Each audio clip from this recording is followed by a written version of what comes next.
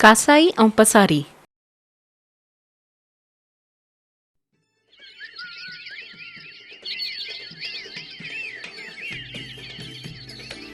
हिकु ॾींहुं राजा अकबर जे राज में हिकिड़ो कासाई पंहिंजे दुकान ॿाहिरों हिकिड़े पसारीअ सां विरे पियो।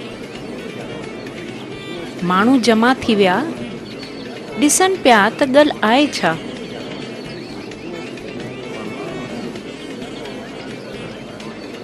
कासाई ज़ोर ज़ोर सां ॿोक पियो फारे, हिन माण्हूअ मुंहिंजो पैसनि जो थेलो चोरी कयो अथई। पसारी बि गुस्से सां ॿोक पियो फारे, न, इहो मुंहिंजो थेलो आहे, इहो धोखेबाज़ ऐं चोर आहे।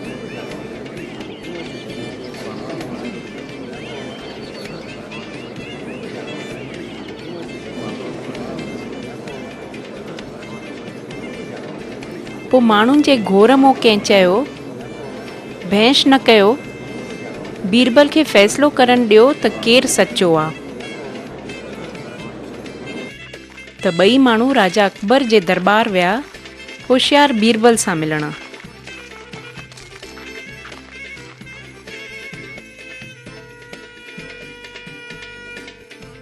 दरबार में कासाई पंहिंजी आखाणी ॿुधाई।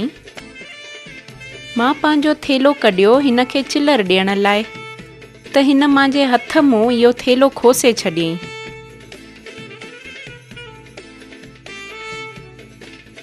मां ग़रीब माण्हू आहियां ऐं मुंहिंजी सॼी पूंजी हिन थेले में आहे।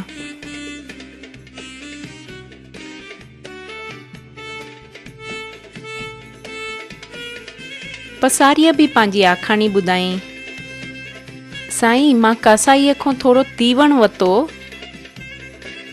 पर जीअं मां पैसा ॾियण वारो हुयुमि, मुंहिंजो थेलो खोसे छॾियईं। थेलो मुंहिंजो आहे, कसम थो खणां मां चोर न आहियां।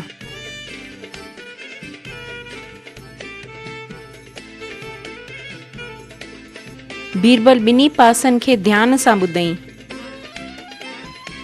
चयईं, हीअ त मुश्किल थी पई, ॾियो थेलो ॾिसां। दरबार में सभिनी जूं तेज़ नज़रनि जे साम्हूं थेलो जाचियईं। चङी तरह सां थेले जी हर हिक कुंड, उन जी सिलाई सभु ॾिठईं। थेले खे उबतो करे सिङियईं।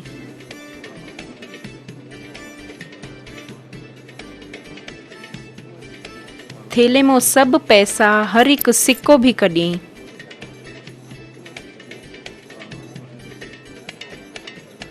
सभई फ़ैसिलो ॿुधण लाइ उतावला हुया।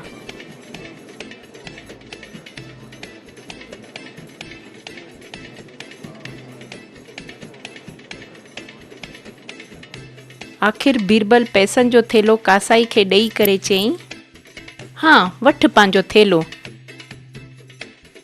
संभाले रख।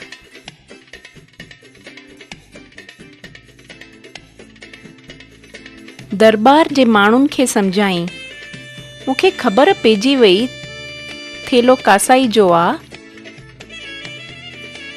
भला हुन में कचे तीवण जी बांस हुई। थेले ते ऐं सिकनि ते थोरा खून जा दाग बि हुया।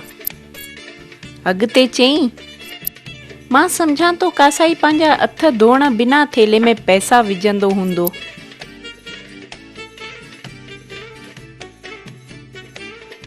पसारी ॾे इशारो करे चयईं, इहो माण्हू चोर आहे, कूड़ो आहे, इहो गिरफ़्तार थियणु खपे।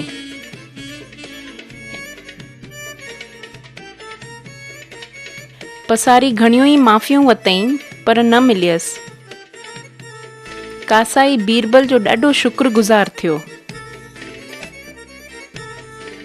वरी सभई बीरबल जे अकुल जी साख करे न पिया थकजनि।